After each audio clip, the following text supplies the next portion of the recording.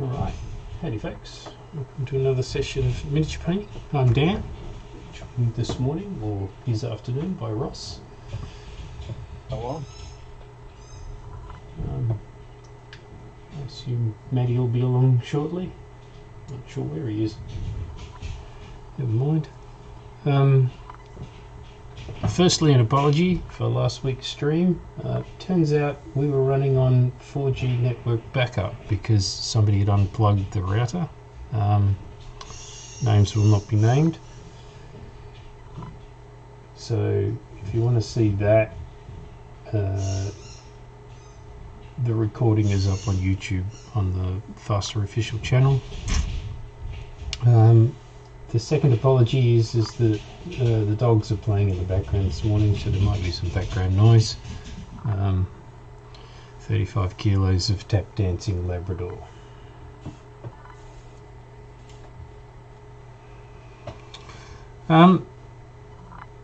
Today we're going to do something slightly different. We're going to be painting some master castings for an upcoming Ral Partha Europe Kickstarter, 28mm Dwarves. And I have to say, Ross, these figures are gorgeous.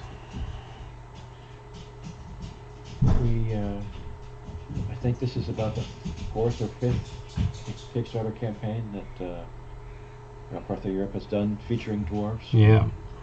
We've got sculptor, I believe his name is Mark Evans, who does an excellent job, no question about it. These are just brilliant. Really characterful. You probably don't get the full sense of that in the image yet, but let's get some colour on them and show how good they are. Just going to go for a slightly darker skin look.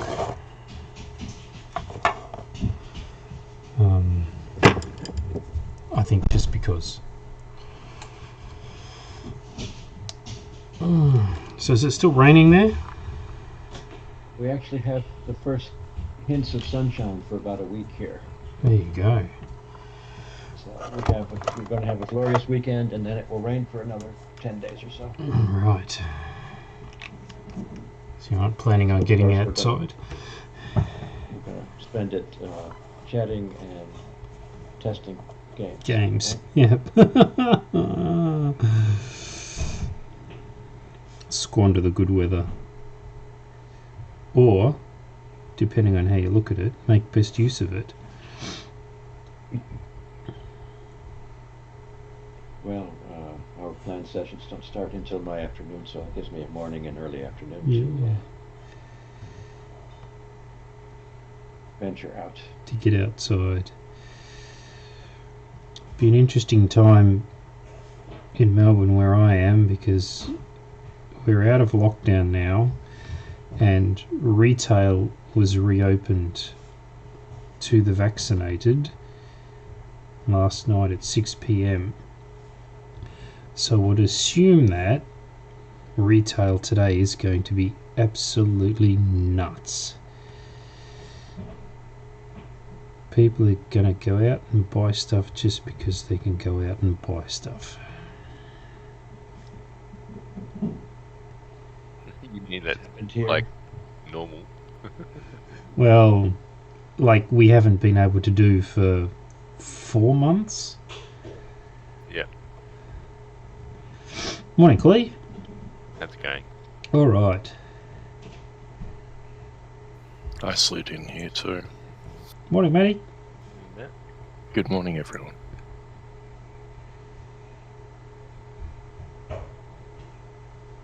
So some 28mm Dwarves, Dan. 28mm Dwarves. Just cause?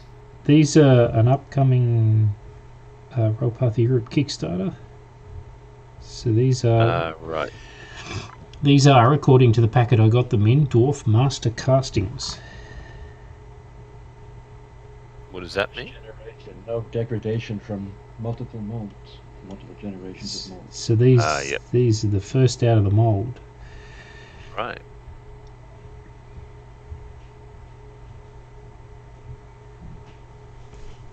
Is Paul a mold maker, Ross? Yes, Paul is the Paul is our mold maker in Liverpool. He's done a very good job on these. No voids, no pits, no artifacts, virtually no flash. Only really where they've got the air relief. I assume it's the air relief. And they came off really nicely. So they are superb. That's wicked. Well, he's been doing it for a bit of time now. Right. So Well, this is the thing, Ross. So I've been a software engineer for nearly 30 years and I'm still crap at it. So that's why you got moved up to management. yeah. And then back down again. Because I was even crapper at that. Never mind.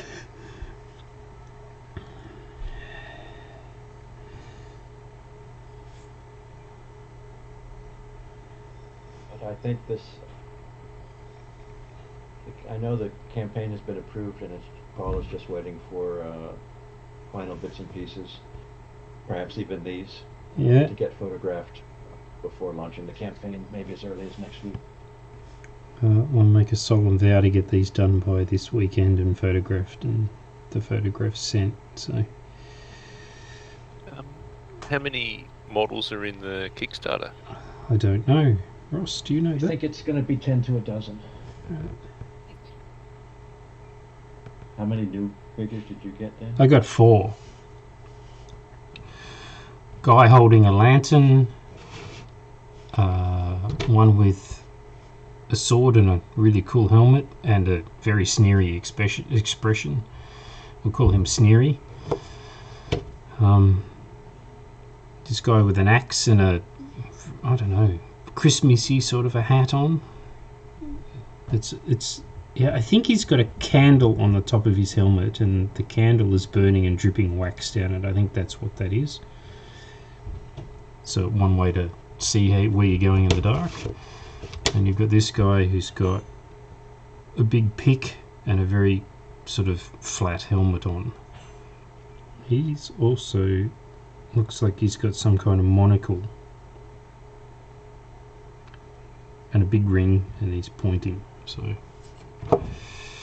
and this guy's got a lantern. So yeah.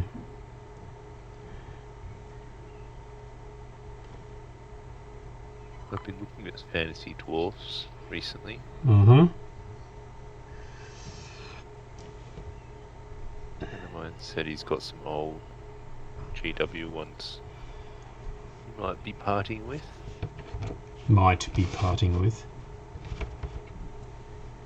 Well, yeah, more than likely he is. Right. When, I don't know, but yeah. Be nice if it's not too expensive.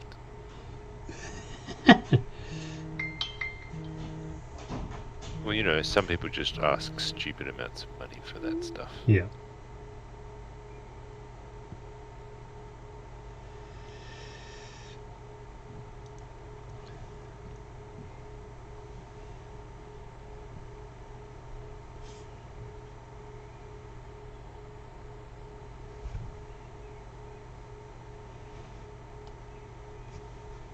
I assume you can all see what I'm doing. Yep. I'm busy making 15mm rock walls with tweezers.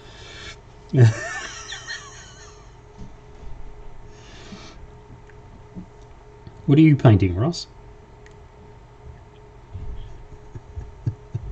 Never ending question. And it never gets old either, by the way. Here's my, let's see how this works.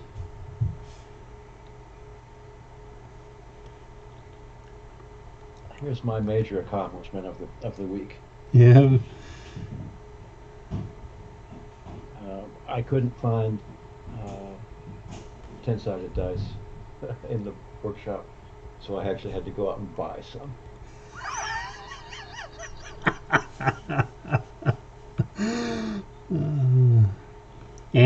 Andy will be proud. And I don't know if you can see the Discord video, but I did find some things of interest in the workshop. Oh, I can't see that, but We'll save that for later then. yeah, do that tomorrow.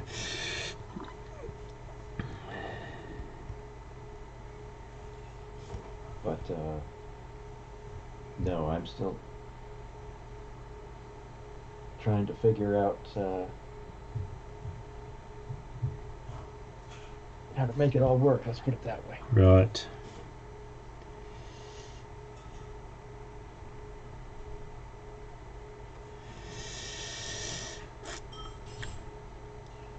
I was super happy that all of this stuff arrived yesterday. My Battletech model collection swelled by a significant quantity. Ah, you got that RPE order Yep. for the Battletech? Yeah. Nice. Should have heard him last night gleefully saying 9 kilos of metal shovel. Yesterday. Technically it wasn't 9 kilos of metal. Technically it was probably only a couple of kilos of metal, and the rest was books. I got every single Battletech book off RPE that I didn't have before. So Nice. I think that was 13 books, I think. Oh wow. Oh my god.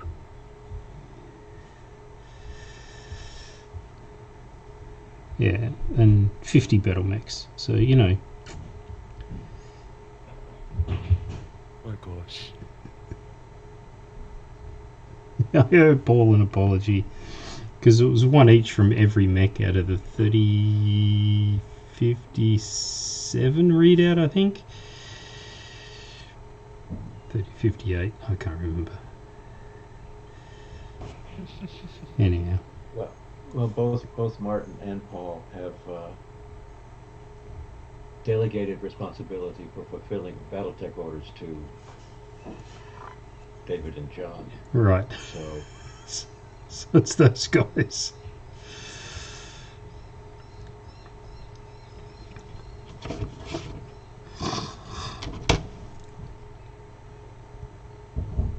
I believe you got one of each one.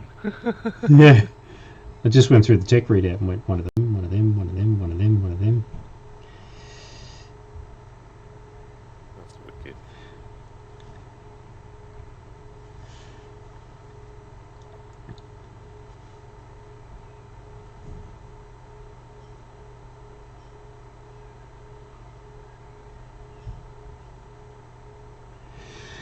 And my Battletech Kickstarter Wave 2 box is inbound.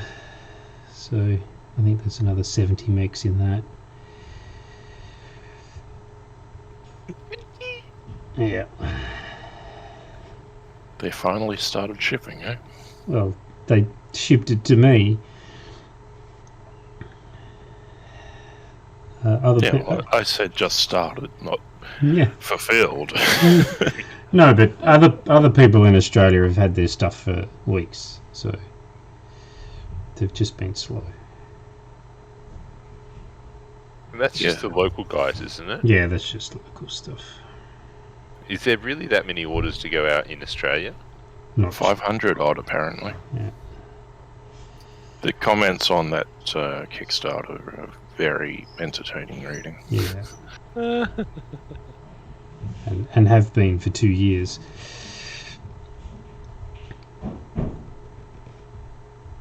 I didn't get in on it at all. I still check it out and read it.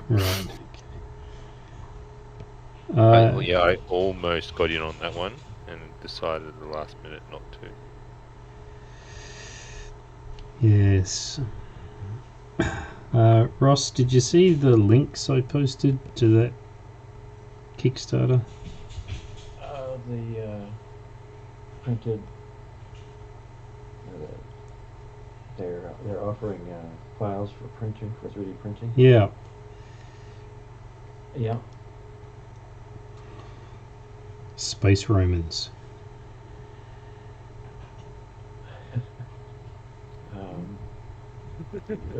more curiosity, was your in bold and highlighted query to Todd in a subsequent conversation? Oh, the index. No, Hmm. more than that. You, where was it? Oh, you asked him about about the setting for Etherstream. Oh, that. Yeah, I think I poked the bear as much as I dared poke the bear.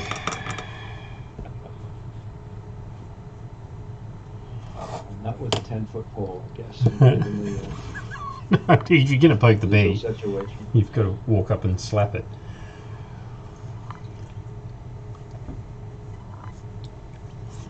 Yeah. I really don't know where that's going to go, Ross.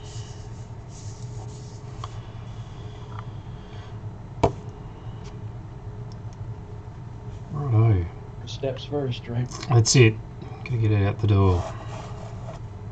You saw the images I posted of the inked models?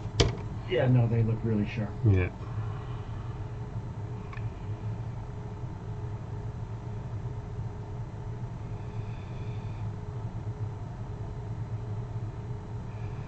So this guy's got 3 layers on.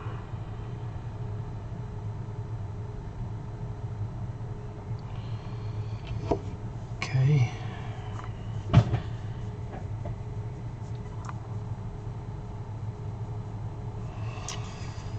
I had a bit of an accident last night. Walking the... The Agrex. No, I was walking the dog.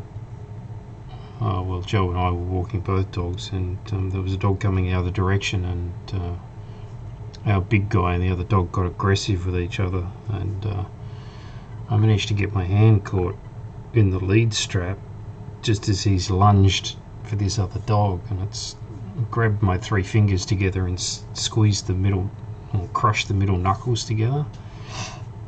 So my hands are actually very sore.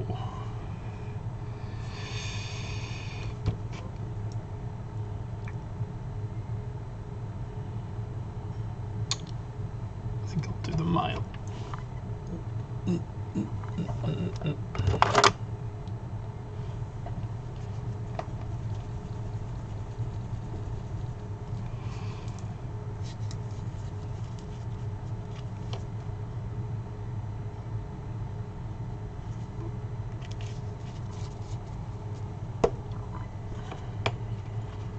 The most nerve-wracking bit, basing the little 15mm guys after you've painted them. Yeah.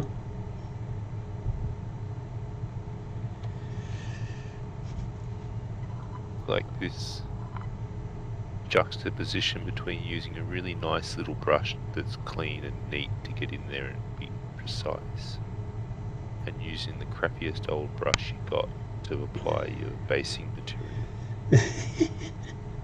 That's as small as you can get it and not as frayed as you can get it. But you still know that you're going to wreck it with the basic materials, so you don't want to use a good one. Yeah, you don't want to use one that's too good, but it's got to be pretty good. Yeah.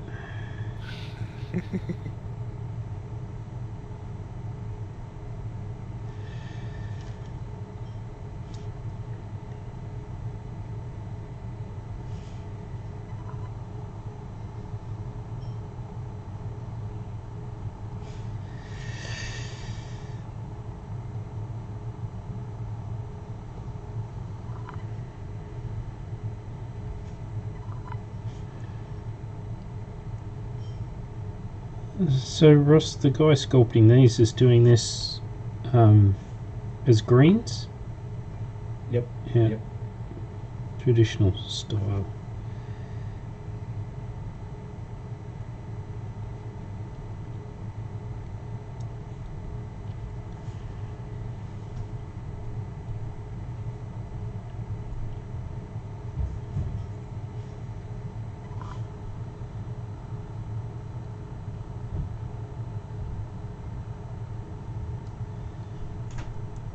Did you end up putting that order in, Kle?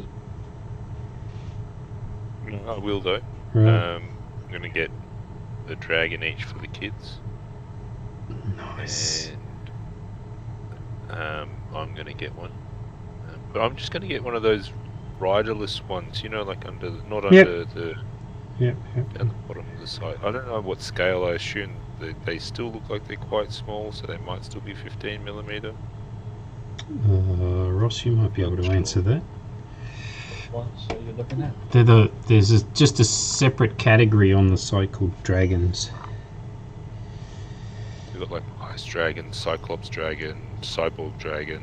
I think those were from the Dragons of the Month. And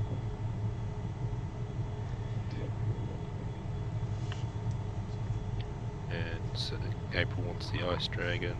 I think Arlo might get the Cyborg Dragon.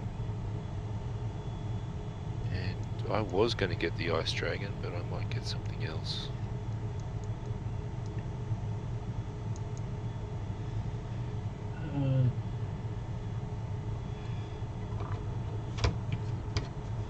If you look at the, not necessarily those, but one of the dragons that has a scene, that has a figure with it, those are usually a 25mm or 28mm figure.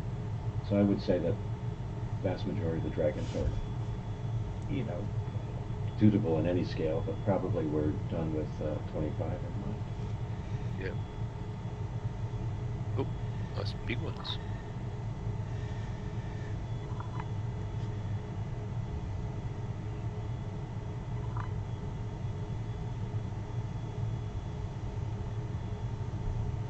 Yeah, I think I might chuck a few rat men in that one too. Just because. Yeah. No. Been trying to find more clan rats. Yeah. The old metal ones. Yeah. No one has them. Right. I'd like to just try and bolster my clan rat unit a little bit.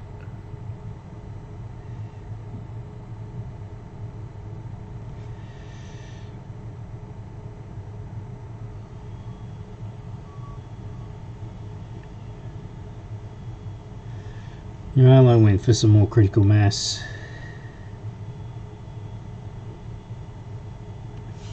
That's the 15mm size. Yep. I think Matty did too. Mm-hmm.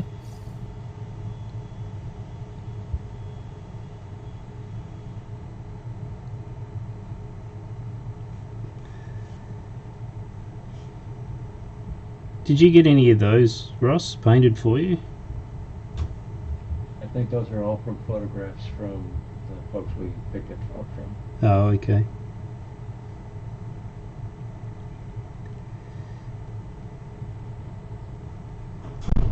And it's those of us who have ever painted figures would just shudder to realize the conditions with which once Paul has photographed a figure, it ends up on a shelf, Yeah. and because of the nature of casting and all that sort of thing, we would never store our own figures in that fashion. Let's put it that way. So, fade to white with talcum powder. Or dandruff or snow or whatever you want to call it. Usually it can be blown off, but anybody who's shot for multiple years and has cut wood notices that sawdust and wood residue just ends up in the strangest places and after time rebonds with whatever it's in contact with. That's right. Anybody that's ever had a sailing ship model that isn't in a glass case, getting that fluff off that rigging is impossible.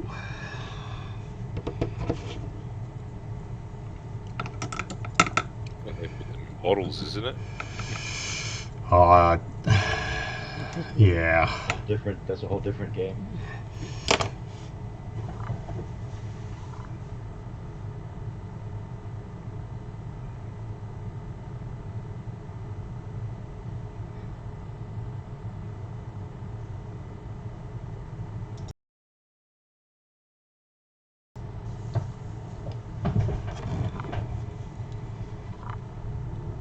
Right.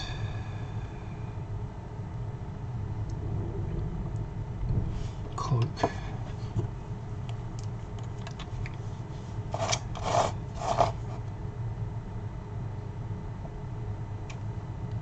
Choose some of these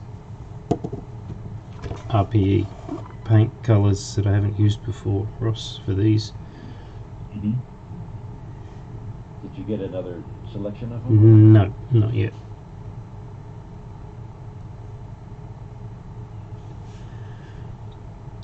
I just don't think they've got them.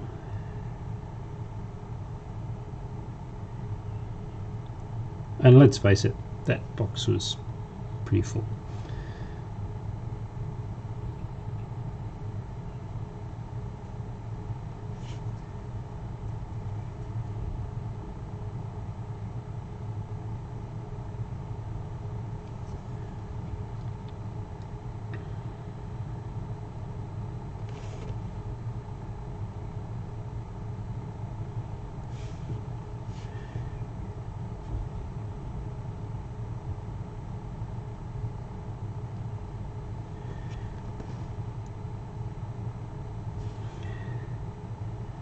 Did you have a conversation with Paul about a semi-regular catch-up about Demon World? Yeah. It's just a matter of timing and Yep. getting it in routine. And yeah, Martin's wife just had her second hip replacement surgery on Monday. Right. She's out of the hospital on Wednesday, and we need things to settle down with him so that we can have all hands on deck. Yep. Okay.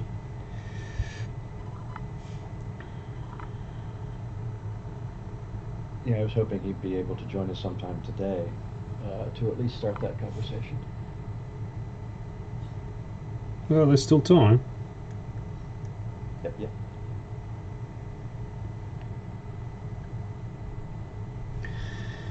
And my brush has just decided to make a impersonation of an afro.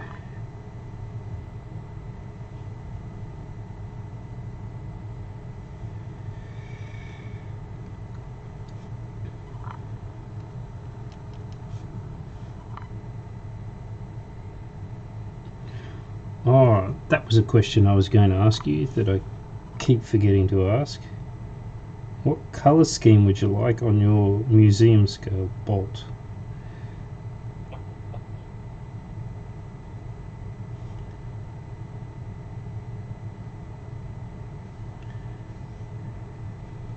Striking. Sorry? A striking one. A striking one. That's...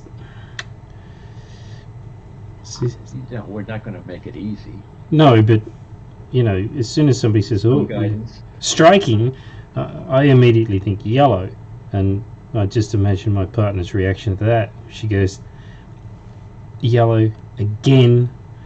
Really? I guess you got to do purple and gold, I guess, just to stick with the... Oh, right, so purple and gold on the one fighter. Right.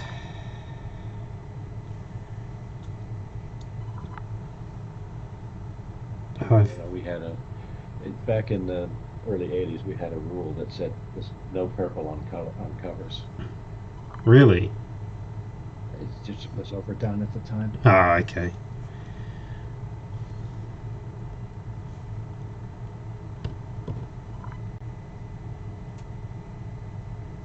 When did you relax that rule? By the end of the 80s. I don't know while I was still had day-to-day decision making. I don't know that it ever was. Right. But after I didn't have day-to-day, I know it crept back in.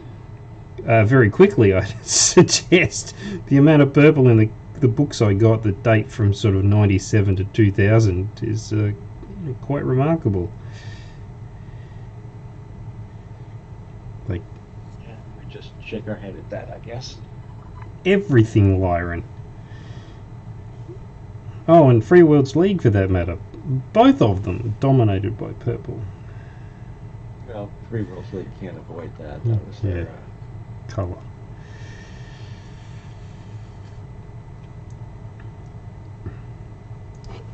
Does that burgundy come through? Is it just washed out by the amount of light there is?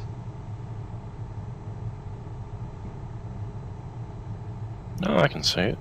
It's distinct from the flesh tone you used. Yeah. And as for purple, first edition Shadowrun. A bit of purple on that cover. Dark blue, dark blue. Sorry, my mistake. Dark blue with a hint of red. Anyway. That's very funny, Manny. Thank you. I was going to play with this stone green. As you can tell, it's never been opened. It has now.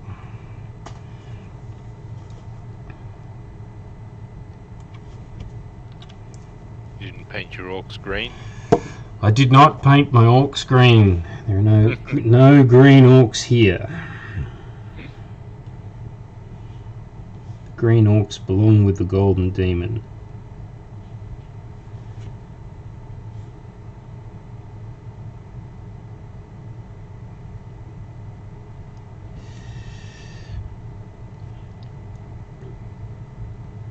So of course, the question in the back of my mind, now that I got all of those battle mechs and that there is another similar sized or slightly larger lot to come, what on earth am I going to get the time to assemble them and paint them? Yeah, one would suggest it might take a while. And what's queued up coming after this package has arrived? Goblins. You've got the goblins and Two complete critical mass armies. Two of them. Two of them, yeah. Because, I don't know, I have a problem. Isn't that the... you need playing pieces to test out certain games for the future. I do, That's well absolutely. known. Absolutely. But I think it was more about producing art content for You don't books. mention that.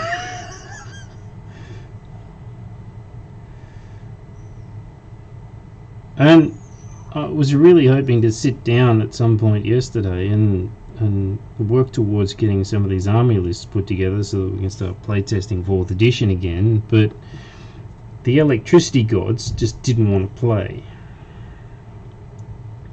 How long were you out? I think it was 3:30. I think so, from 8:30 a.m. to 3:30 p.m. I think, roughly.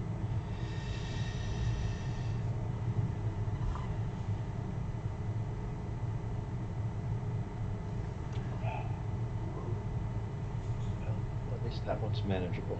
Yep. Yeah, no, 5 days is incomprehensible, Ross. I just couldn't imagine.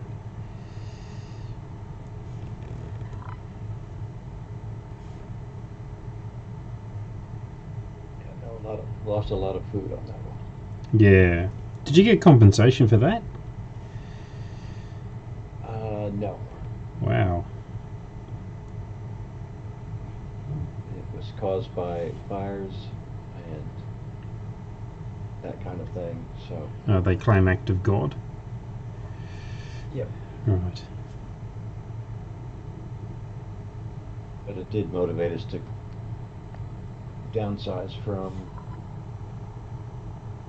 you know, an extra 2 freezers in the garage down to just one refrigerator in the garage. Right, okay.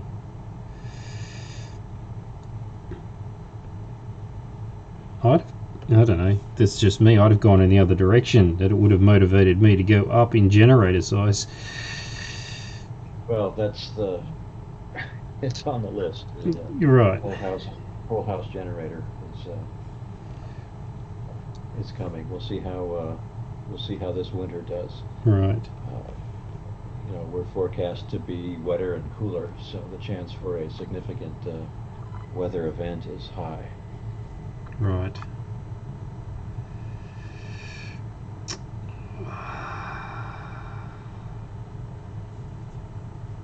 I've made a mistake with this guy. He's actually, these sleeves are not part of the coat.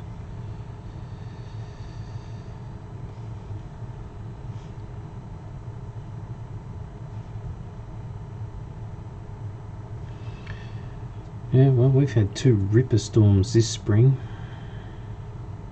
Really destructive.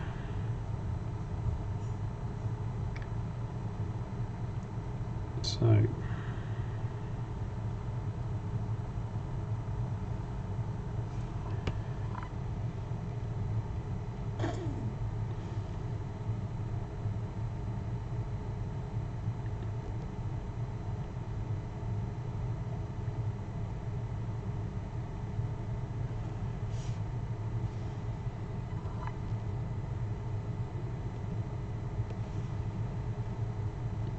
It's been nice and wet here. nice and wet. Yeah, although Brisbane did get a tornado, I think. Don't know about that. Haven't heard that one. Didn't it touch down at the airport? A week or 2 ago. Oh, okay. A while ago. Oh yeah, not this week. It was like a week or 2 ago.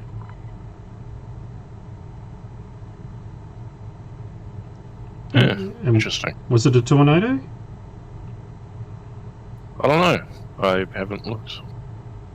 Touched down for like a minute or 2. I think it was at the airport. Damaged a few buildings. That's crazy. Yeah, apparently it happened a week ago. So tornadoes in Brisbane's pretty odd. Yeah.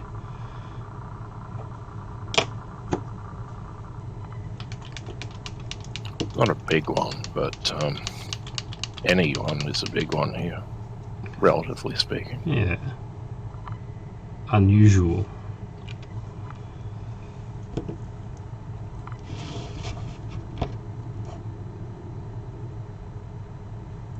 I was wondering where all my rain was going though. Down where I'm at, it's been threatening a lot, but there's never been much more than a couple of drops. Just enough to make it muggy when the sun comes out and burn it off and kill us with humidity. It's been pretty humid up here. We haven't got stacks. It seems like most of it passes either just above us or just below us between here and Brisbane. I think Ross wins for humidity. Oh, yeah, for sure. Yeah, but humidity in my neck of the woods is fairly benign. It's because get southern states and just Florida, Gulf Coast places, just unbelievable, unbearable. Yeah, it's I don't know. They need to be really careful here because there are 2 people residing in Queensland, but you get over 30 degrees and above 80% humidity, you could just kill me. I just don't want to deal with it. I hit the last 2 days. Because it's been raining and then it's just popped up to like 32 or so. Ugh. And I can feel things growing on me in those kinds of conditions.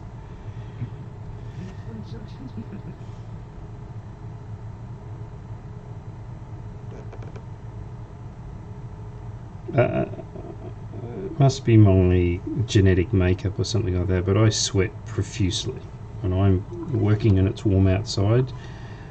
it's like somebody turns a tap on, and in those conditions I'm just sweating profusely and I'm just not getting any cooler.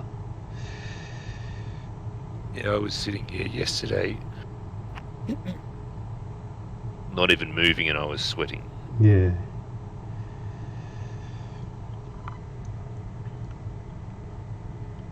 And I was shifting that last the load of timber.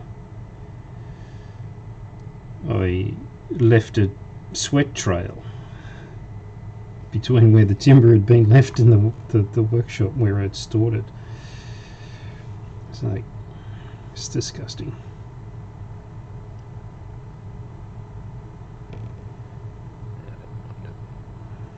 Better than being cold, man. Better than being cold. You can always get warm. That's the problem. I can't always get warm. I hate it. Oh, really? Those cold kidneys, yuck, man, yuck. I'd rather be sweating. Just no.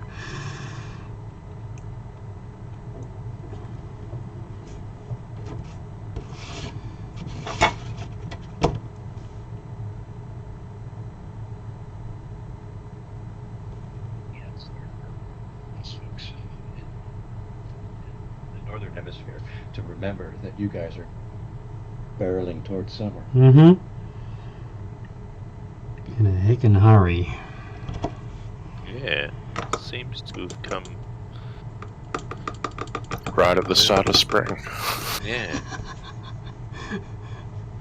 Had some bizarre days. But in typical Melbourne fashion, that storm took us from 28 degrees to 14 degrees in about an hour.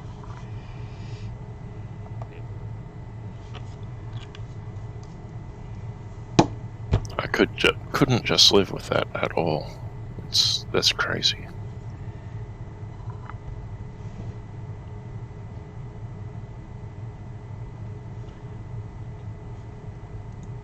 Yeah, it goes from nice to bloody shit. In the space of like 5 minutes in Melbourne. It's great, isn't it? Yeah. Let's say in the Melbourne, if you don't like the weather, wait 5 minutes. I was going to say, and then when it does turn shit, it can stay like that for months. Yeah.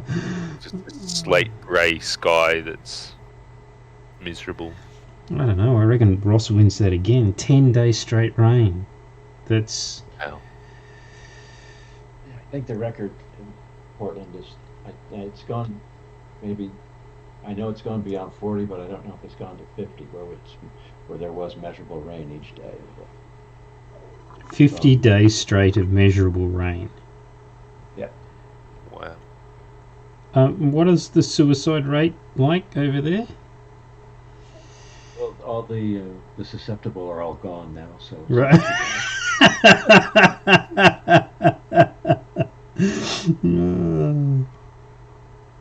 But there are people who have, sunlight lamps inside, and vitamin D is an important supplement around here. Right.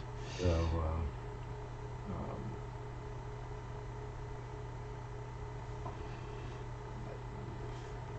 like if it's where you live, you learn to you adapt and you do. It's like not touching metal with bare hands at certain times of the year. Well, it's never.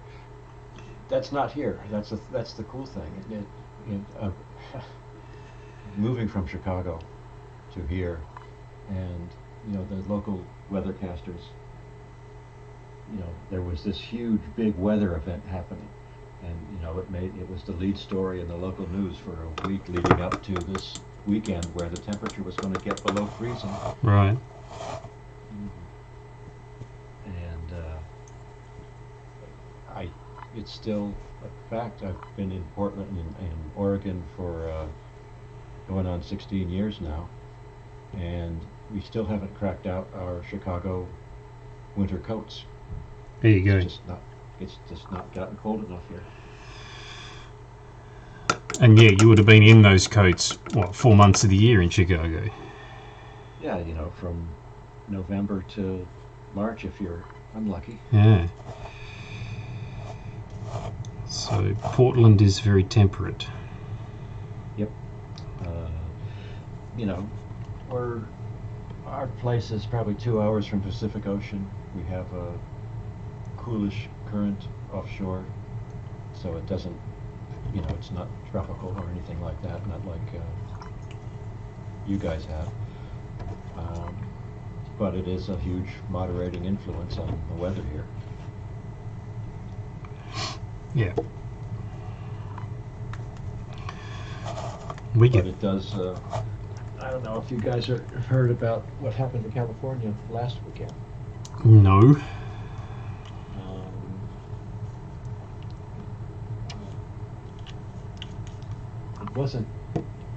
Didn't classify or qualify as a hurricane, but it was basically a jet stream full of tropical moisture that slammed into Northern California. And they had, over a weekend, 10 to 15 inches of rain. And the mountains got, several feet of snow. So that kind of thing can't happen these days. And that's happened we've been hit by that kind of storm, once a year, once every other year, that kind of thing. Yeah. So,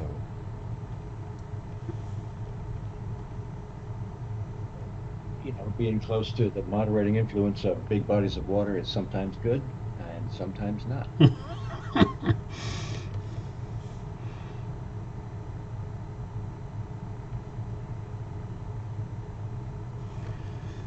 Yeah.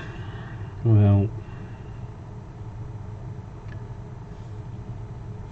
being close to the Southern Ocean, I think it's possibly not.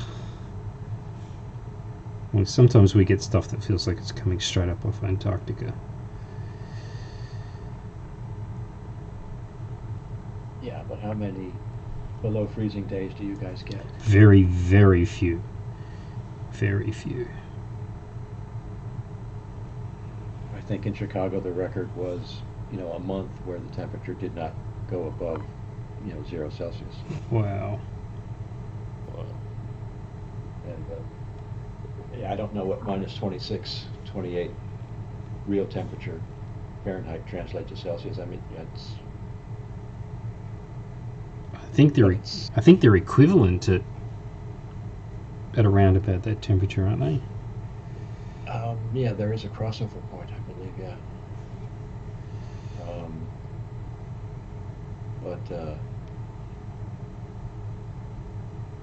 Yeah, I would. One of those cold snaps. I went cross country skiing, and had to stop, regularly to unfreeze my eyelashes. Freezing together. My beard at the time was completely frosted. And I had a great outing, but it was bad. Again, wearing the appropriate attire and being prepared for it. Yep. Well, I grew up in South Australia, and its only claim to fame is that we used to get a fortnight of over 100 Fahrenheit.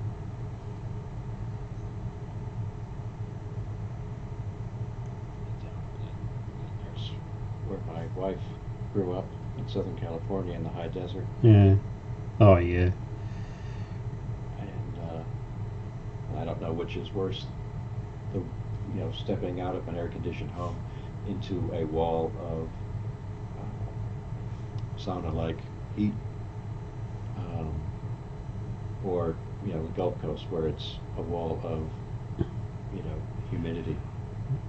Both are equally bad and equally debilitating. I prefer the dry heat, but that's a personal preference. Dry heat works up to about 100, 110. When you get above that, all bets are off.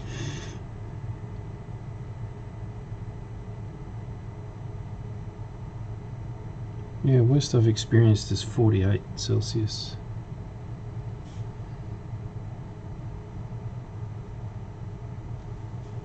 One of the family legend stories is flying down to visit the in-laws with, 2 little girls. So we land in Palm Springs, which is even hotter than 29 Palms, where family is. Yeah. And it claims, it is an international airport, but it's, you have to get out of the plane, walk across the tarmac Oh, yeah. to the, Yep. and as soon as the jet doors open and we stepped out into it, both girls instantly started crying. It was just this Oh, no. imagine, the real temperature being 115, 116 Yeah. on an airport runway, where the ground is black tarmac. Mm-hmm. It's probably 20 or 30 degrees hotter, Yeah. radiating up to you. They didn't like it. No. Wouldn't have.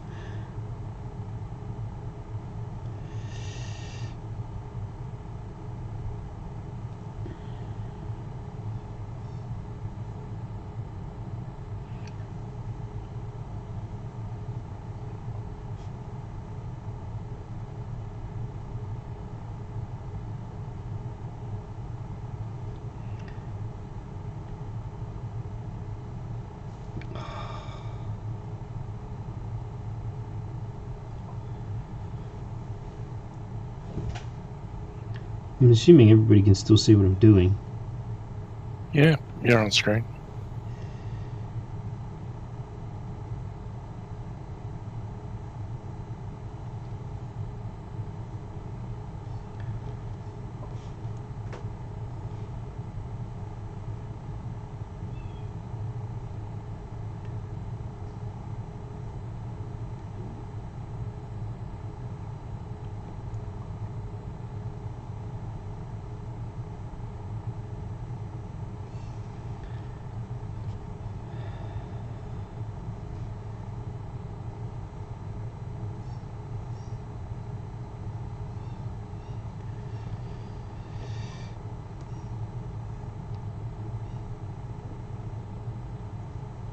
So you've got specific things in mind for tomorrow's playtest, Ross?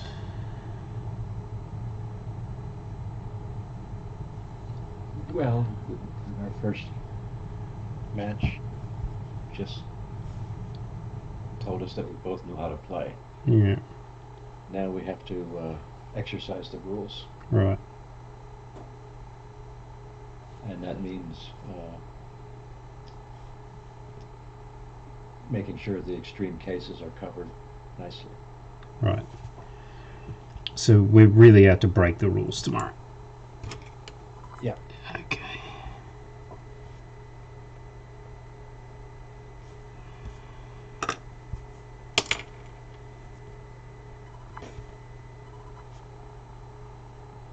And if we can get a better sense of the value of mobility, so that we can make the appropriate adjustments we talked about, Mm-hmm. all the better. Yeah.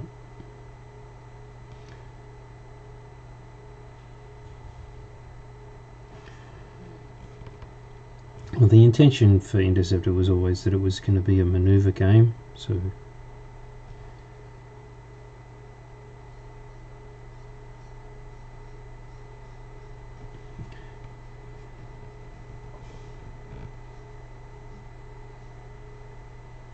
Well, we have to get a better feel for,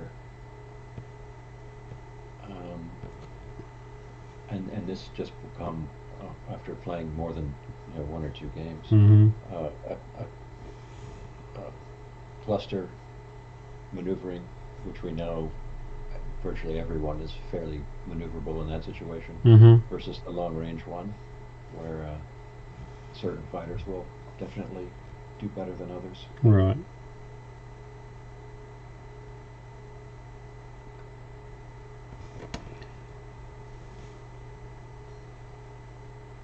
And the other real question is, given the size of our playing area, how the long range attack fighters,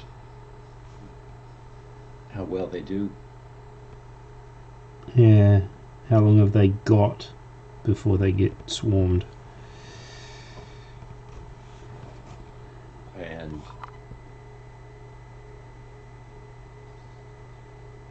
they're just because of the nature of the hex grid, their avenues of attack are very limited. They have Yep. to be right on. Yeah, missiles are going to be important. Oops. Hopefully we'll see those by the end of the weekend. Hopefully.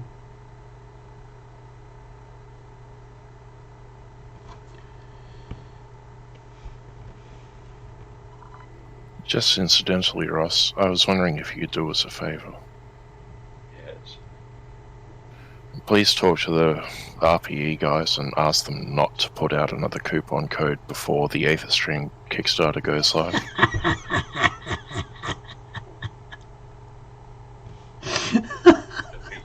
Sorely disappoint you because historically there's the Halloween sale. We got that one.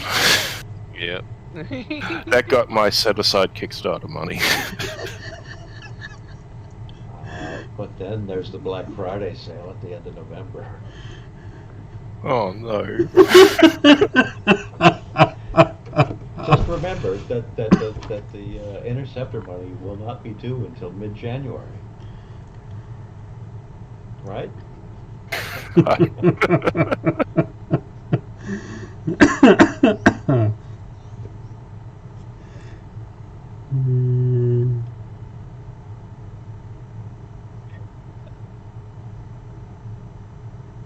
Yes, as everybody is silent contemplating the ramifications of that news.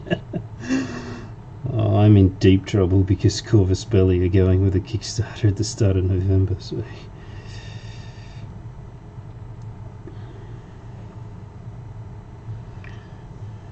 That more Infinity? Yeah, it's a separate game. It's called Tag. Oh, right. Called Tag Raid. So there'll be half a dozen or 8 or something tags plus supporting characters plus monsters stuff.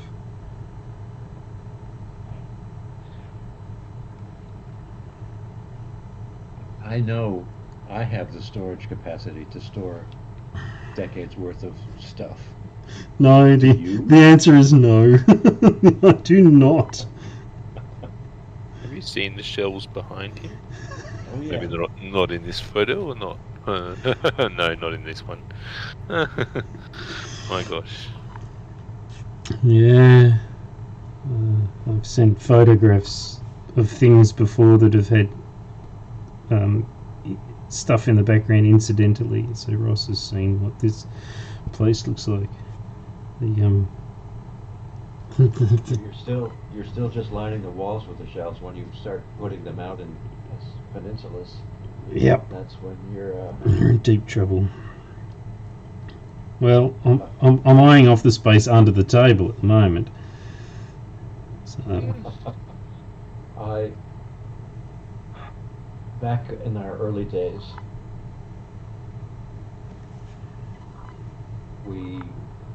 the original FASA offices were shared facilities with Mayfair Games. Mayfair was owned by the Bromley brothers, Darwin and Peter. They were very well-to-do, and they collected games and books. They had a whole apartment separate from where they lived that was just storage. wow.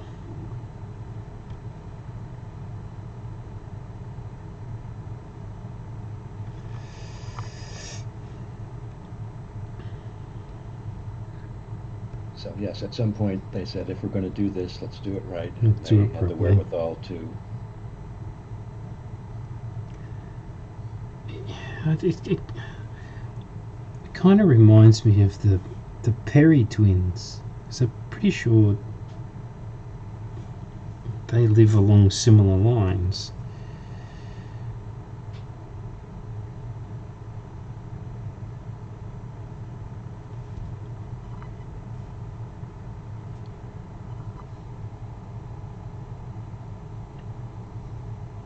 You know, they show every now and again they post pictures of games that they're playing, and I swear they're on a 4 by 14 or 16 foot table.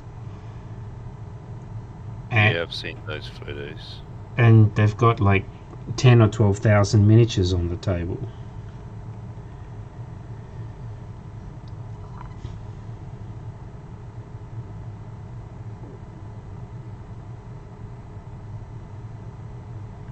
Actually, somebody posted a photo yesterday or last night or something like that. There's a project going in Germany at the moment of it's either a game being played or a diorama being set up with 50,000 orcs on it.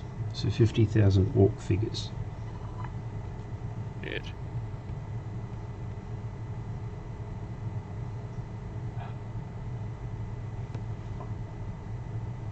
Wow. I was just hoping they weren't Games Workshop figures, because somebody would need to be wealthy indeed to be able to afford 50,000 of them. Well, I mean, to set up a diorama or a game with 50,000 miniatures that are painted, you have to be wealthy. Yeah. Or be a member of a large club. Yes. A very big club. I got the feeling it was in German, so the feeling it was in Germany somewhere. So All of us would love to see it. That's the problem. Yeah. I must be the weird one then, because my first thought went to that poor table. How it had better be made out of a giant solid chunk of concrete to support that weight. Yeah, I get the feeling they were plastics.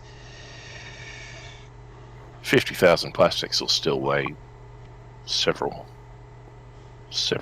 many But- things. But the density of it is limited by the, I'm not worried about the weight. It's just leaning over. Yeah! Placing that last miniature in the middle of the table and the whole thing collapses. It's like, no, start again. Do either Matty, you or Kle remember the old 4X ad? The which one, sorry? The one where they're loading up the ute with the beer. Oh, yeah. So try and paint the picture for Ross. There's an advertisement for the local Queensland beer, and you've got these guys that have come in from the outback with their ute.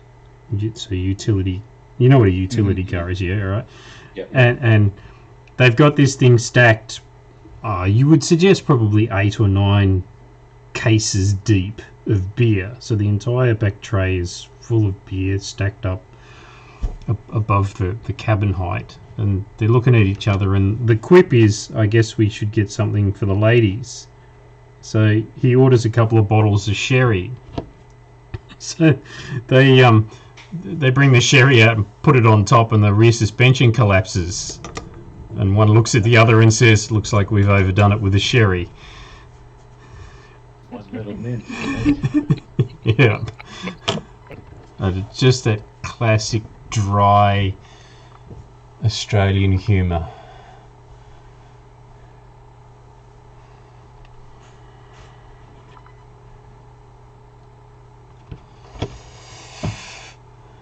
I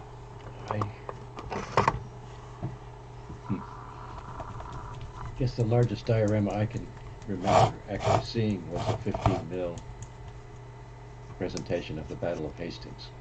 Yeah, right. That was at Battle, the site of the battleground, and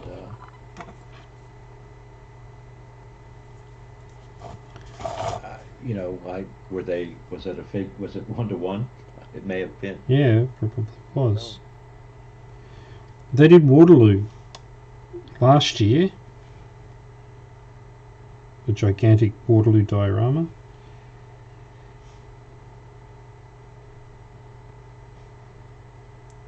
I don't know if you guys are aware, but there's an archaeology project running at the moment on the Waterloo battle site.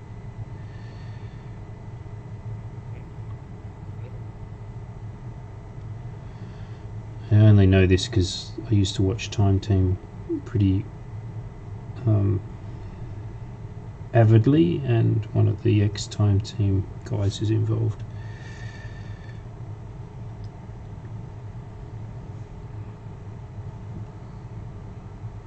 But did you only watch Time Team for Tony Robinson? No. Good. That's the wrong way to watch it.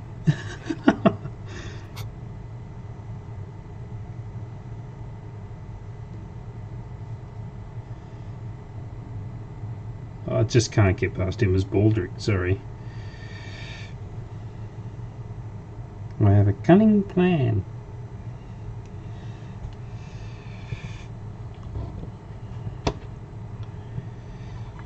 Is it Sir Tony Robinson now? It Did he certainly get a knighthood? It certainly is. It certainly is. But all of that was for services to charity. It had nothing to do with Time Team. Nothing to do with being a silly tit in a beard. That's right. Hey, I resemble that remark. Oh, it was just the classic Baldric self-description. Yep. You a Blackadder fan, Ross?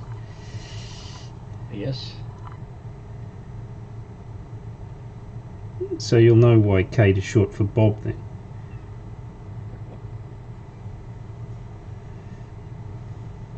No, I just fond memory of seeing the last episode of Series 1 and just having basically everybody die.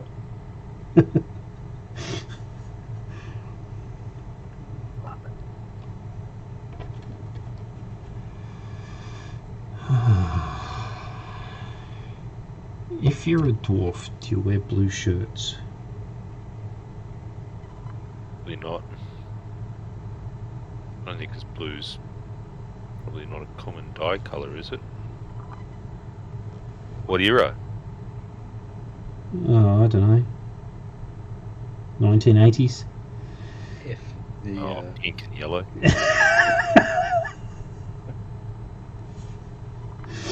Go on, what you were going to say? I was going to say just whatever the painter desires. Right.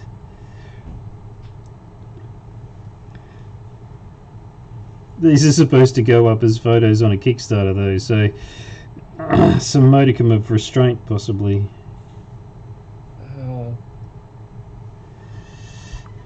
But Paul's not here.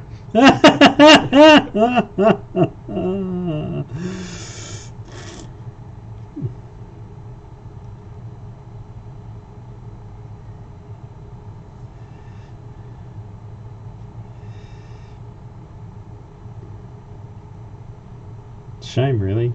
Would have been good to have him involved in the conversation. Never mind.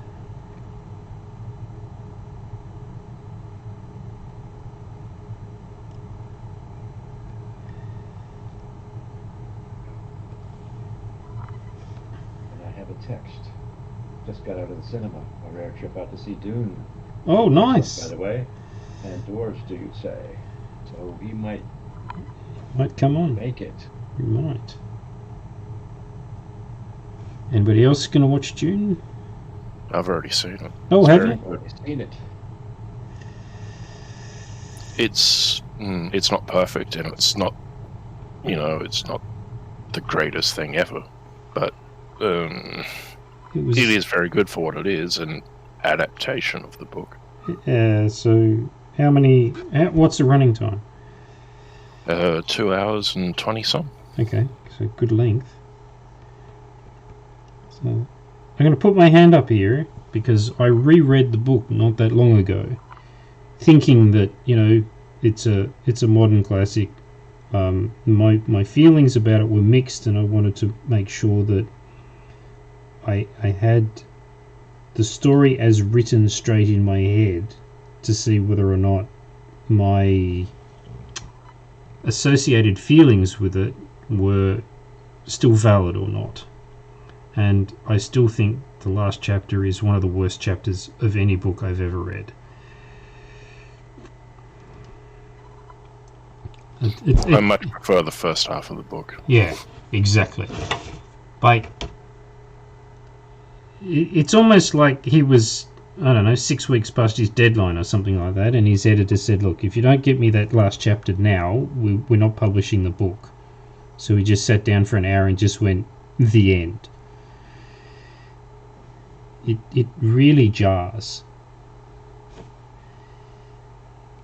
Whereas, quite a lot of the first half of the book was extremely well crafted. So anyhow, and I started on the second book and I got 4 chapters in and just gave up. So Almost as though he'd run out of ideas. almost. Anyhow, I would like to see it. So I do recommend seeing it. I mean, it's an entertaining movie. Do we tell him to wait until part 2 comes out? Nah. To be continued. Well, we've got a cinema voucher here that we were given, I don't know, 18 months ago or something. So we were going to use that to see Black Widow, but we've seen that on pay TV, so June it will be. I understand the cinema release isn't until December for us. Yeah, okay. You might want to check the date on your voucher. Oh no, they're honouring them all because of the COVID lockdown. So. What? A corporation acting benevolently instead of scumbaggily? Well, we already had one that expired, so... Is scumbaggedly a word? Was it a word? It is now. It is now. Yes, exactly.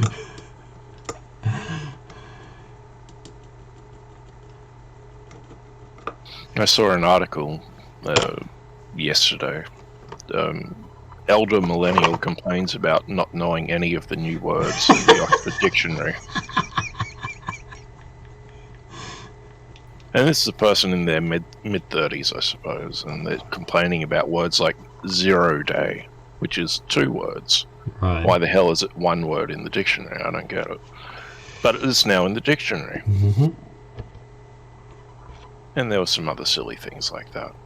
But it was just a complaining about being out of touch. And making up words as well, I guess, and that's how we got to that. So, irregardless,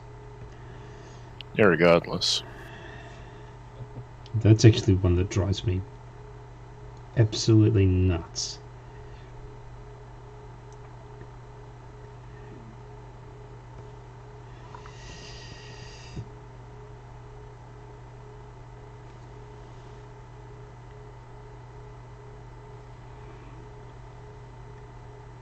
Kle, where did that Kavifi come from? Was that a Simpsons thing? No, that was Trump. It was a Trump tweet. Trump tweet, was it? Yeah.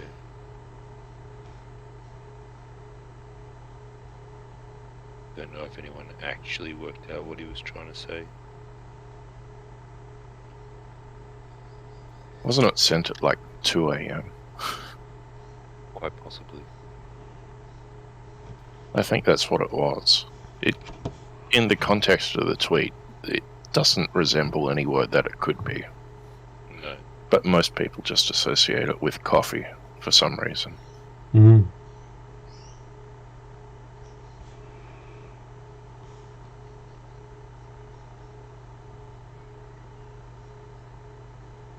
I'm a bit sad I missed out on the conversation where injecting that into the conversation was relevant.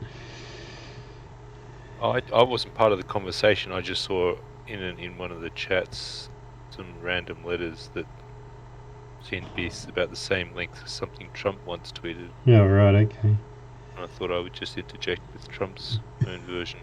Okay. I'm like, what is going on here? This could either be very interesting or No, just random. strange.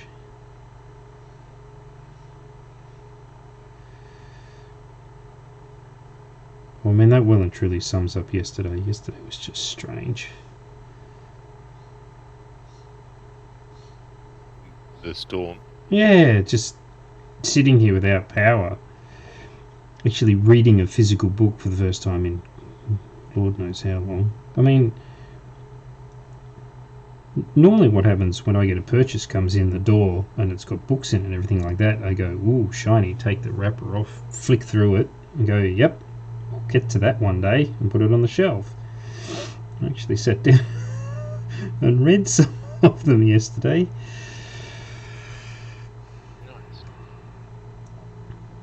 Which is strange considering it's 20-year-old Battletech stuff.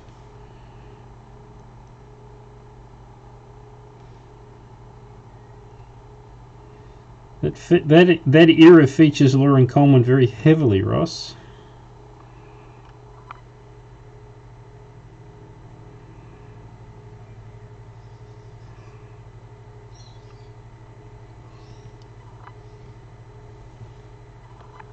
That was perhaps a refraining from commenting.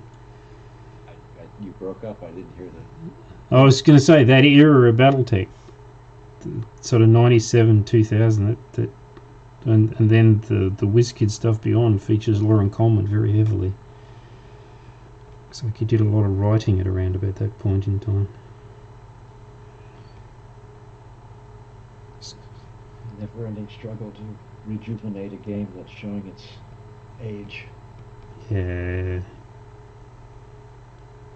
And they'll probably get a few more years out of this momentum and then it'll head the same way again.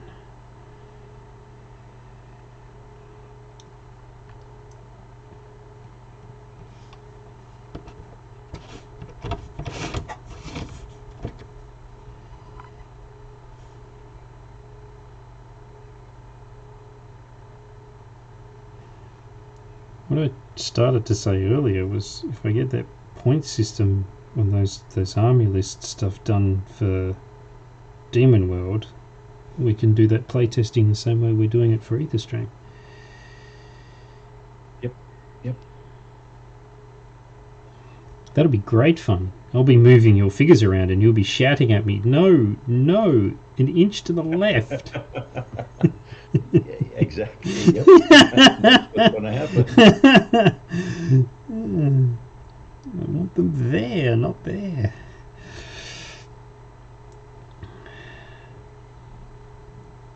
And I'll be resisting the urge to put them exactly half an inch out of range. Shenanigans.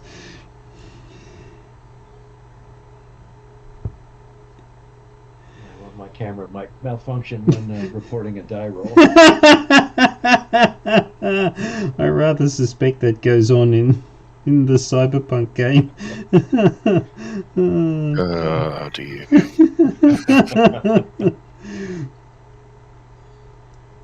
That's why I added that dice rolling bot to that channel. Yes. Because it does have a cyberpunk functionality and I don't entirely trust Nate. For very good reason. Very good reason. He's a young fellow and he likes... And he likes to hit things with axes. That's right. And he likes to not be hit by axes in return. Yes. Virtually, obviously. Virtually. Well, can't... He is a prison guard, you said. This is true. I imagine he would like to hit things with axes in real person. life.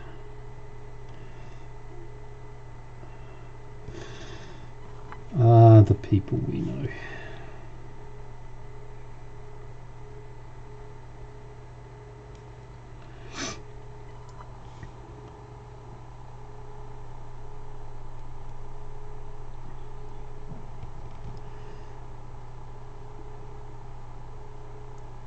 So, progress update on the workshop, Ross.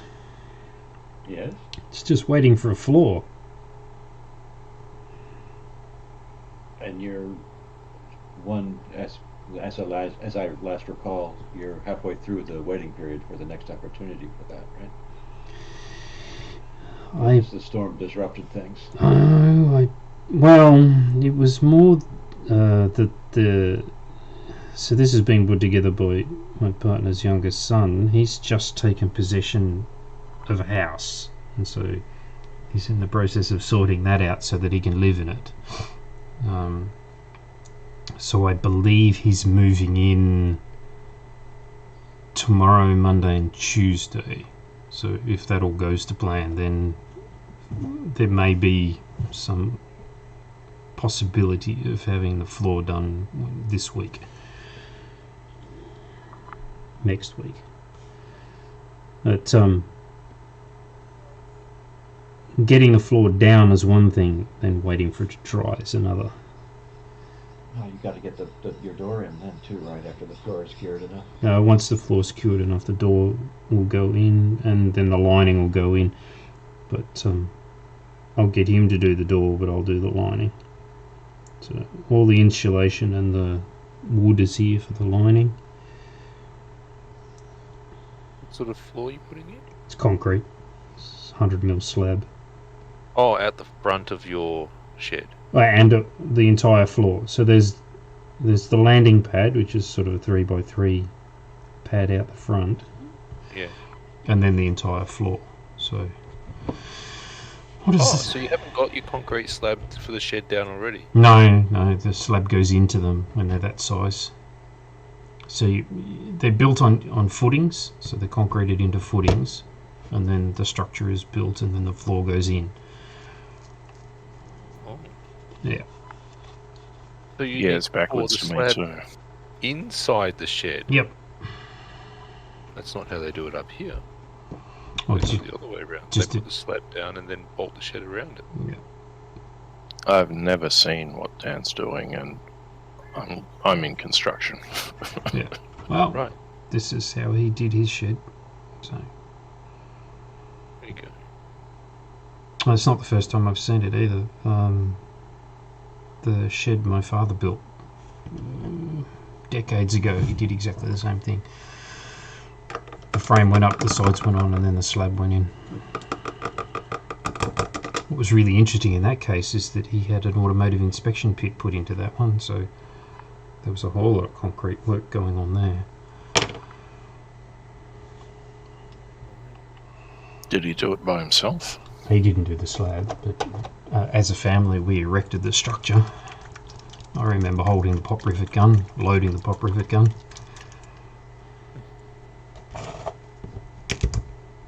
That would have been really cool. How old was I? I would have been 10, I guess.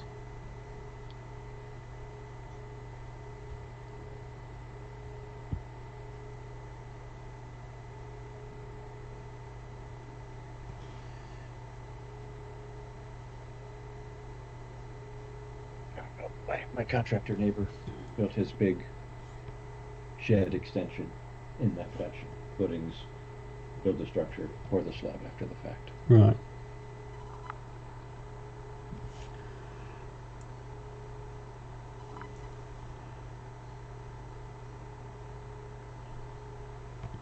Seems so backwards to me. Seems like you would be much easier putting a shed up and having all your stuff around if you had a nice solid area to work on. Sometimes the weight on those posts for the structure can't really be supported by a Oh, I know they don't. a slab that you can get away with. Oh, I know. They still have to put the footing / foundations is thicker than a slab, but I just thought they would have dug the whole lot at the same time, put the Rio in across the whole lot, done the whole slab, and then all you need to do is bolt a shed to Yeah. the bit you got. Well, he muttered something about getting it level, but if you get the slab level, you get the slab level. But anyhow, he was the one that was doing the work. He was the one that decided how he was going to do it, and it's done. So, but yeah, it's going to need I'm probably going to have to take that day off work because there's going to need to be 2 wheelbarrows going plus the guy leveling the concrete. So, Yeah. and the only other option is a concrete pumping truck, and we're out of money, so that isn't going to happen.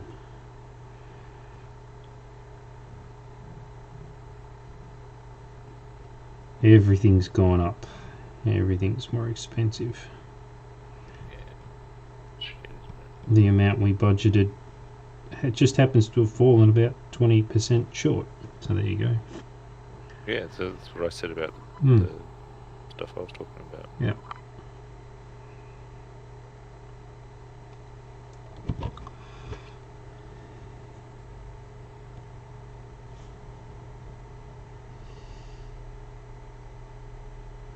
But power's in, the internet's in, so it just really needs a floor.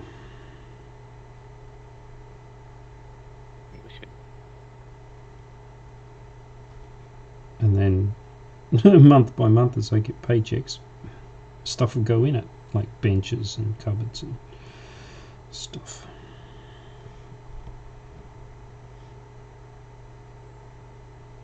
Nice to have it up.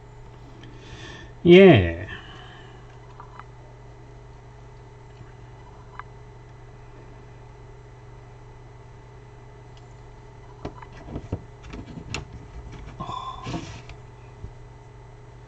What's the time? Past 9.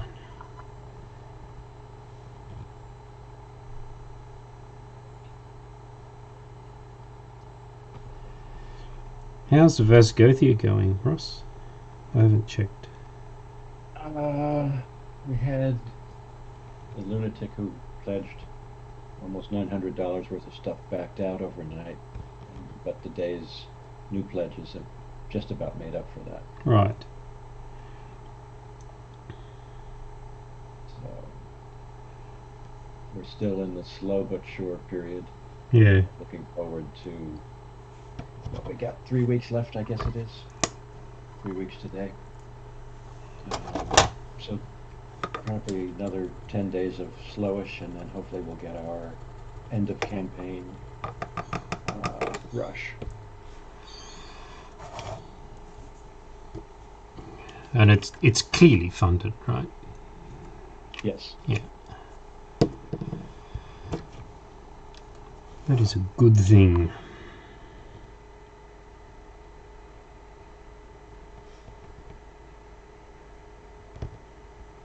I'm looking forward to reading that book and playing with that Marauder.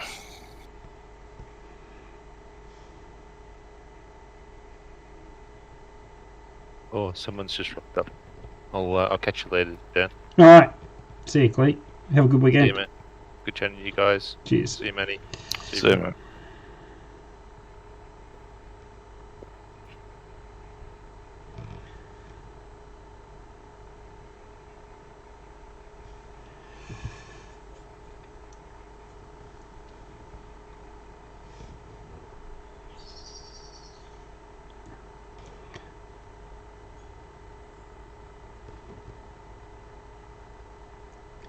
And how's the 1879 stuff coming?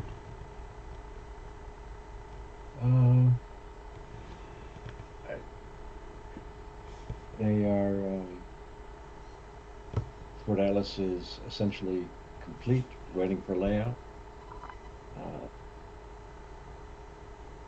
The second adventure has been done for a while, so they will be.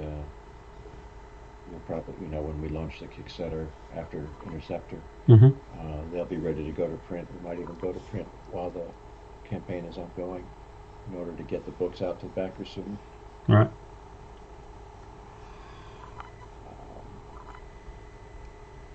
But the key is going to be the next one, which would be another Earth Dawn. If we can get that done after the next 1879 closes, we'll have a successful year. Right.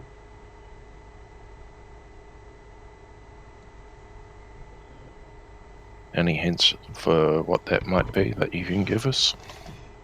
It's the next Earth Dawn. After Vasgothia, yeah. Will be Grand Bazaar. All right. Yeah, that'll be an interesting one too. But the one, of course, I'm sure you're really waiting for is the Big Book of Magic. Yeah, kind of. Really? No? I mean, I like options for spellcasters. I don't have any player characters that are anywhere near a high level or a high circle to use the high stuff. Sort of yeah. And probably never will be. I'm sure I'll kill them all before then.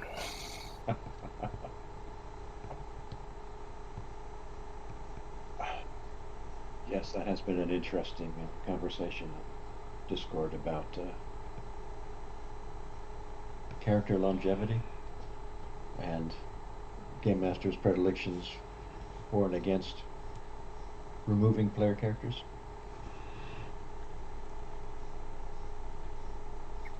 As a podcast producer, I try to avoid doing it in a permanent fashion because once you've commissioned art and then you kill the character, you can't use the art anymore. Yes, but you killed my brother is a very workable line in any genre.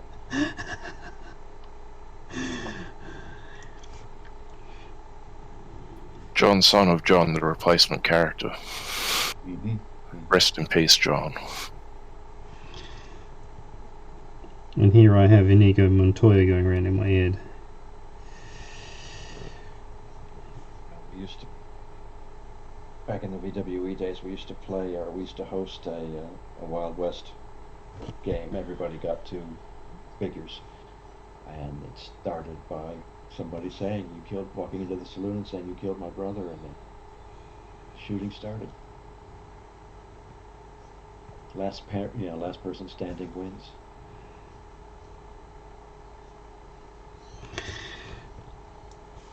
I want you to describe for me the Circus Imperium sessions. So I think Wild West was in November, and this annual Circus Imperium game was in December. Right. And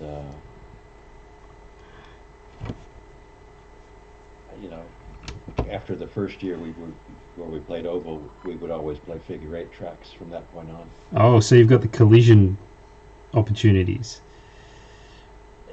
Just going frenzy just simply wasn't enough. Yeah. And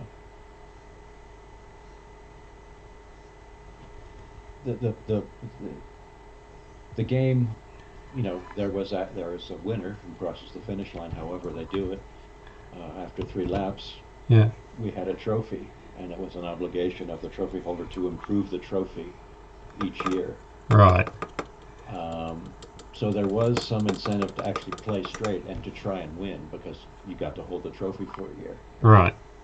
But these are all gamers who may or may not care about the trophy, so they just care about having a good time. Yeah. And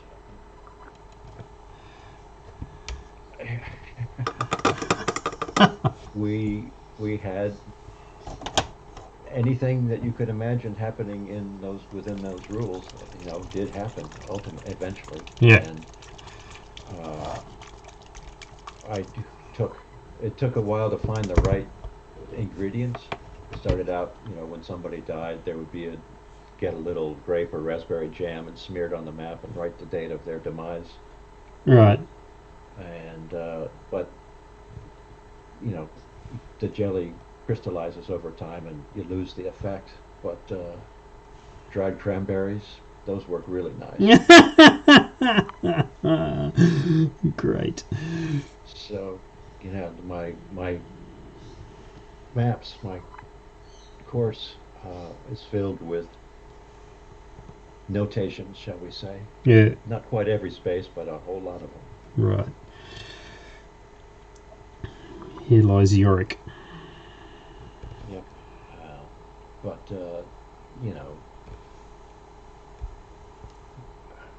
the beasts are fragile. Especially when they slam into something stopped in front of them. Yeah. And, we've had people winning by walking across the finish line, by being in his 3rd or 4th chariot, tossing people out. I mean, it's a great game. It's a magic system. We had some very, very good times playing that. Did it sell all that well?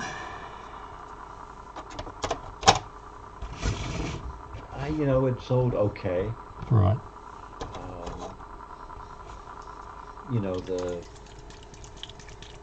The thing to remember about all of our games is that the first one to come out, the one where you as a player character or as a pilot were controlling a thing, Yeah.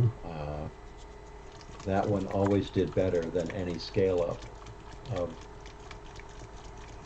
combat or conflict resolution in that system. Yeah. So Interceptor and Centurion sold better than Prefect. In BattleTech, BattleTech of course sold better than Succession Wars or Mm-hmm. Battle Force. And oddball games like Circus Imperium, it's the serious Renegade Legion players probably didn't care too much about it. No. But those who are interested in it's almost a novelty game. Yeah. Here's a question for you. Did Prefect sell better than Legionnaire?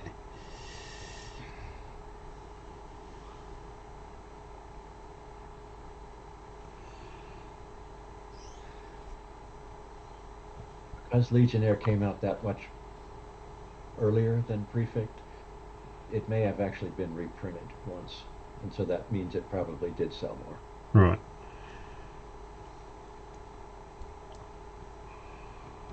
But it's probably a close thing. Because Prefect was a hardcore war game. Yep, this is one of Sam Lewis's babies. Yep.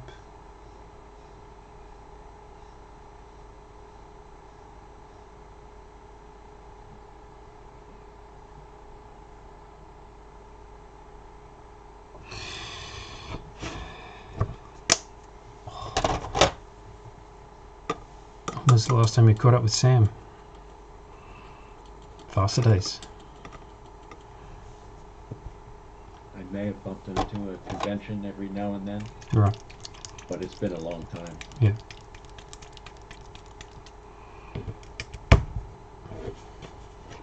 Especially he moved east and I moved west. Yeah.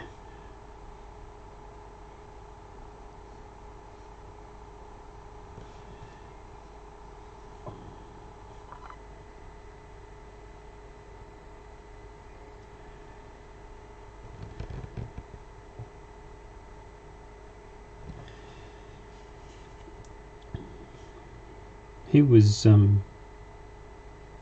semi-active in the Renegade Legion International group on Facebook for a little while, but he seems to have disappeared again.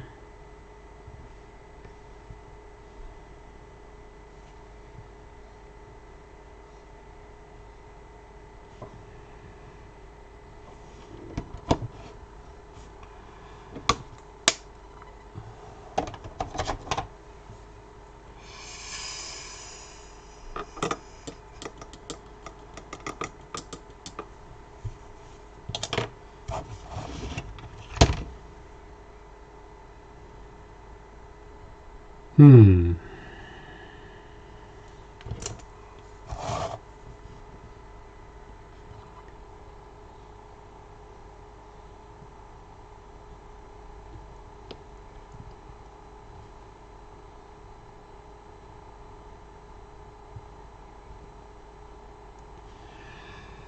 I'm a bit stumped what I'm going to do with that sleeve.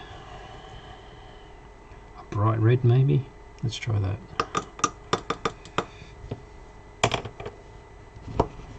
And see, they're coming along.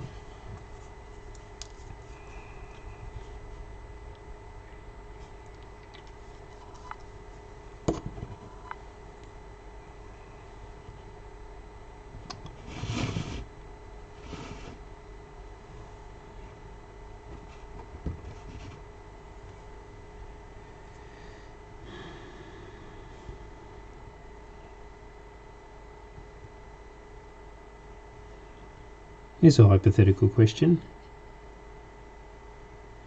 If you had more time, what's the one thing you would do more of?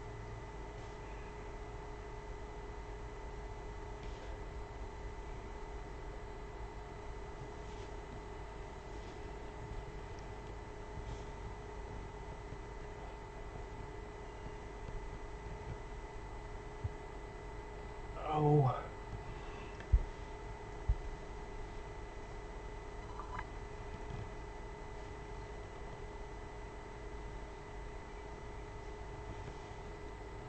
the easy answer is I would read more.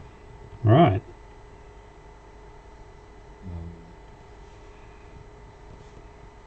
I won't. We will all ignore the honey-do list and projects list.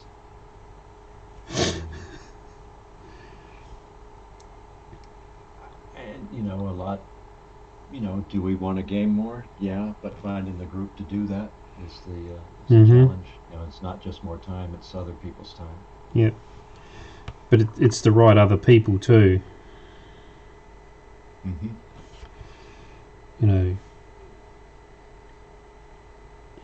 have a friend of mine who's very, very keen on one of the local clubs. He goes to every meeting he can. I've gone there. I've become a member there, and yet I don't crave to be there. It's not the place I want to be. So. Well, that's why we have such high hope for the technology that we're tinkering with these days. Yeah.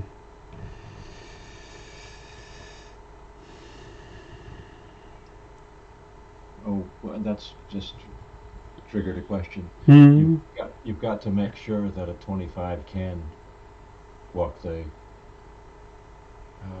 battlement on the 15 millimeter walls. On the walls, a 25.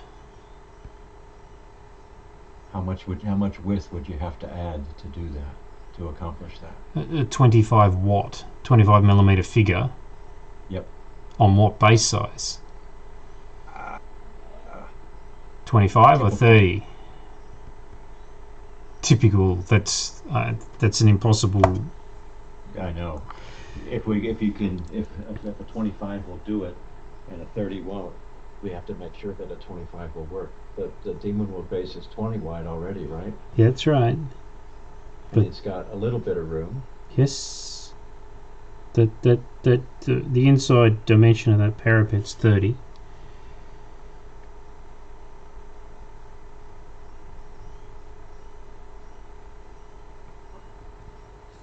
So it could be forced, but you don't want to do that. Like right. you would get a 28 millimeter width base in there, but not anything wider than that. I could go to 33 or 34, to give it enough room for a 30 millimeter base to go in there. The problem is the sheet size, Ross. Like I know. The design was simply put together to enable that wall to be cut from one A4 sheet, and that's actually the real constraining factor. I could make the wall slightly shorter, but then we've already, and I would vote for that because the portcullis wall section doesn't fit on one anyway, right? No, so it's just a gate section. So it's about whether or not 15 millimeter cavalry figure can go through the gate, and if we're prepared to say that on that particular wall section the infantry can go through it, then it can go lower. We can play with absolutely all of it and try different combinations of widths and heights. And well, I think we're missing a bet if we don't make that possible. Right. That way. Yep. So you don't want it just constrained to the the 15 millimeter figures. You want it usable for the 25s as well. Yep. Okay.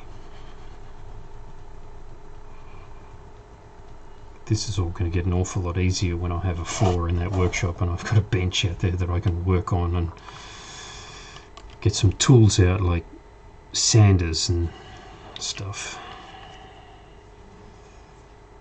Hopes. No, I've been promised I'm going to be able to get a drum sander one of these days. That would be perfect for what is ailing Yes.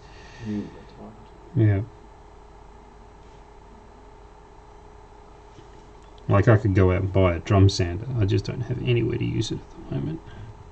Mm-hmm. I was just going to get my orbital out and just use that.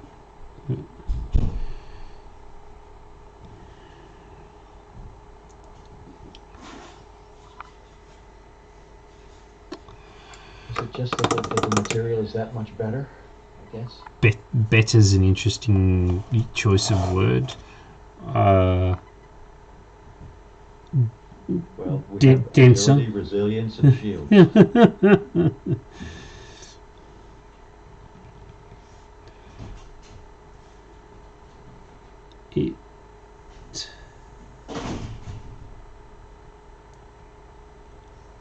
I think it's just denser. Given the power to your... Yeah, I just don't think... Well, I mean, as I said, that particular laser cutter really defines bottom of the market. So...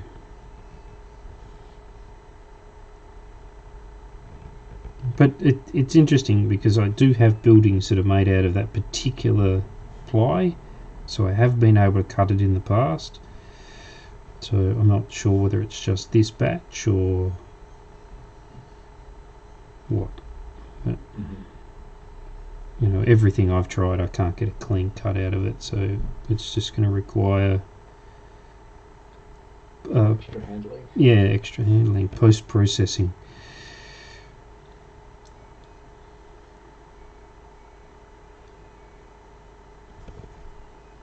With a 4-day weekend and with retail reopen, I can probably sort all of that out. I don't want to go anywhere near the hardware store this morning, though.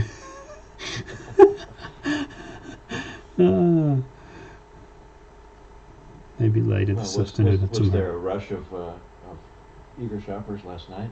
Oh yeah. Like, I was getting text messages from places that I bought things from in the past going, hey, we're open at 6 p.m. If you shop with us tonight and spend a certain amount of money, you know, you can, you know, win this, that, and the other. So, you know, the retail sector has realised that people are just hankering to get out, and they can probably leverage that into them spending money. Of course, as soon as this starts, well, it's already started, everybody's going to run out of everything and not be able to get it restocked. That's right. So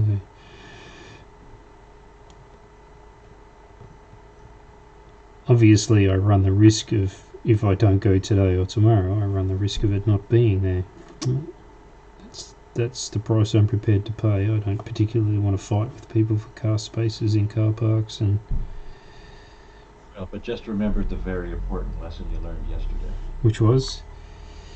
When all else fails, you can always pick up a book. That's right. I got too much to do, Ross. But when circumstances conspire...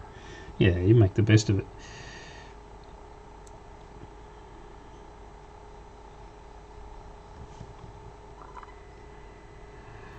It's much easier to rob people once they've already started taking stuff home, by the way. That sounds like the voice of experience, Matty. Oh, well, let's not go there. Isn't that's an admission in its own right there? Wasn't that the Fifth Amendment? Yeah, but yeah, I guess that's for the legal system. That's a step, you know, not far enough. But for the rest of us, we know exactly what is being said or not said.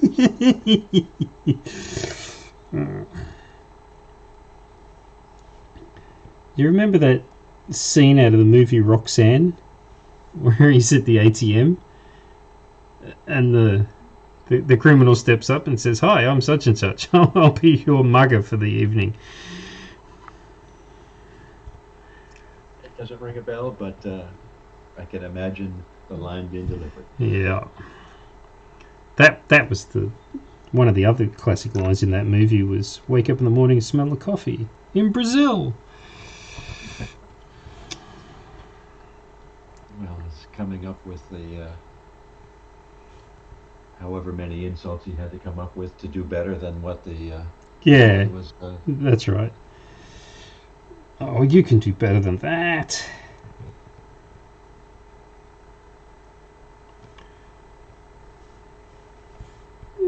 It's effective writing when you can remember something like that, 20 years on and you've only seen the movie, twice.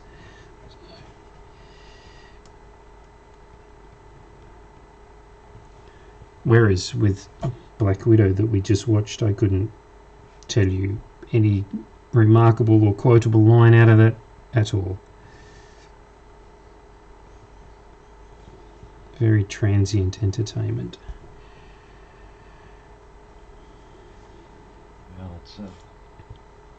Well, it's an afterthought movie. Yeah, it's a cash cow. Nobody minds watching Scarlett Johansson run around in those sorts of outfits, but really it's not terribly intellectual. Although you could sum the whole Marvel thing up by saying not terribly intellectual. I don't think it's supposed to be. The funniest stuff was Fat Thor, I'm sorry, because all these women going out to see Chris Hemsworth all buff and everything like that, and he turns up with a scraggy beard and a beer gut. I laughed for hours at the dismay on my partner's face. That was hilarious. So there's a question.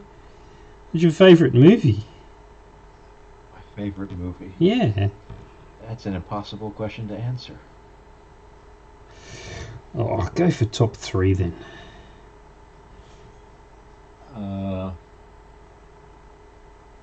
Peter Jackson. Et al. Right. No. So that's about... Well, that's 6 movies. Oh, no, 8. Do you like Meet the Feebles? Huh? Do you like Meet the Feebles? I don't know that I've had the pleasure. I'm not sure that you can associate that word with that movie. But what about Bad Taste? You got to take the good with the bad sometimes. Just have the whole collection. Yeah, right.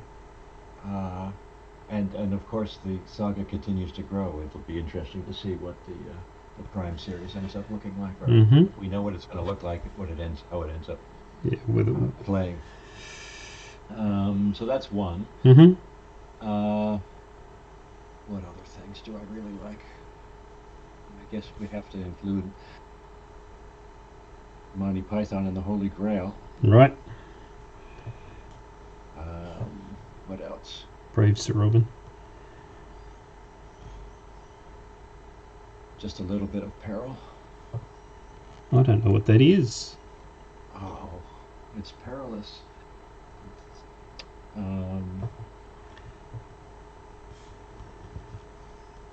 Yeah, no, Sir Robin discovered, I forget what the castle was called, where they had a grail-shaped beacon, and the castle was filled with maidens between the age of 16 and 19. Right.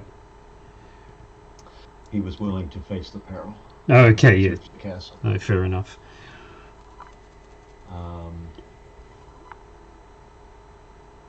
3.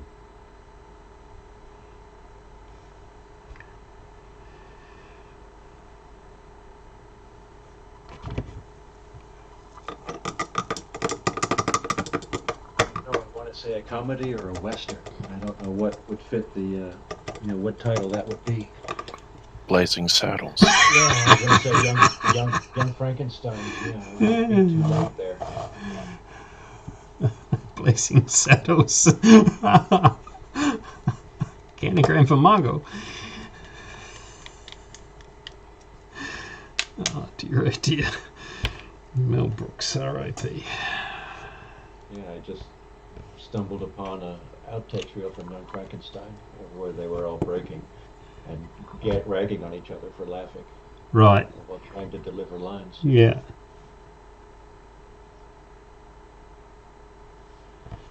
There you go. How about you, Matty? Top 3? Yeah. Blazing Saddles is in there. Right. Lock, Stock and Two Smoking Barrels. I don't know if I have another one. Another one that really stands out. Right. Let me think about it some. Let me ask you a different question. have you seen Carnival Row? No. Okay, get your hands on it. Watch it, please. Any I'll take a look. any self-respecting, well, maybe not, but from my from my perspective, right, it has absolutely captured the essence of 1879.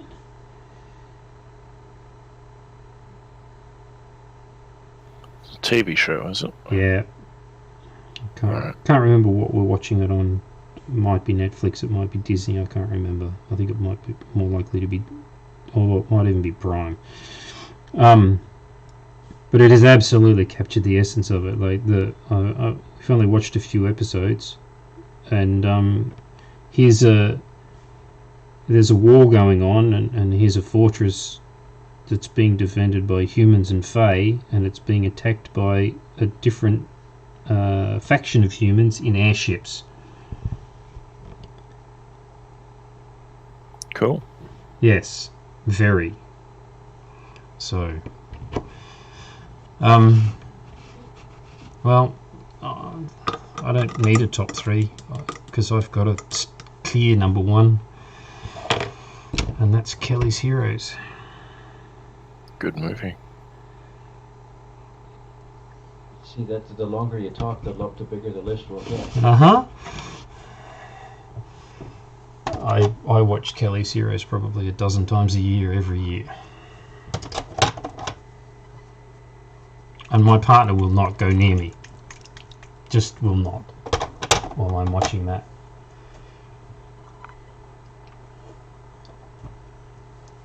She's like, shut up. I want to hear them say the lines, not you.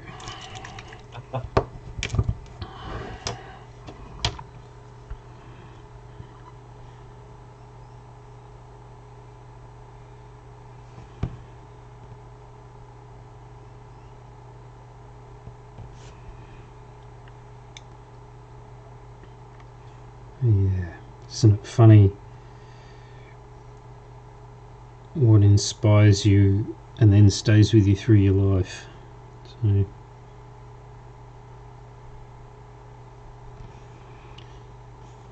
yep. Sometimes you have to, like, when I remembered Blazing Saddles without Matty's mention, I don't know, but I was going towards Young Frankenstein. Yep. I would have led Blazing Saddles. Yep. Now, I happen to like The Unforgiven as a movie. It's just called Unforgiven, but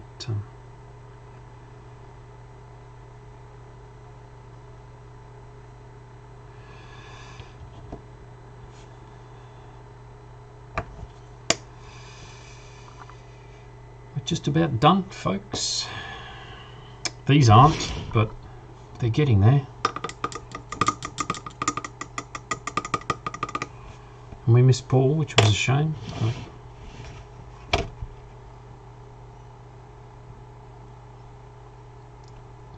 yeah. There'll be more opportunities. Yeah. I'll get these done this weekend, Ross, and I'll get some photos out so you can have a look, and Paul can decide whether he uses them in the campaign or not. Well, I'm sure he's going to reference this this video in the campaign to show them getting painted. Yeah.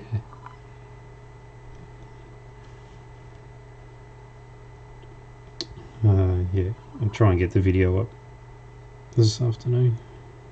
Now that I've got that whole password thing sorted out, it's a whole lot easier. Maybe you want to do one with the audio track stripped out.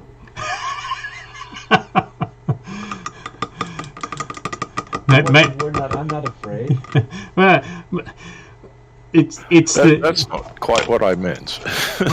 it's the auto transcription. It comes up with some really interesting stuff. So yeah. Well, thank you two gentlemen very much for your company and the excellent conversation. Matty, I might talk to you a bit later today. Ross, I'll see you tomorrow. Same sort of time? Yeah. Yep. Same sort of starting time, I mean. Yep. Yep. Until then. Good stuff. Thanks, guys. See you See later. y'all later.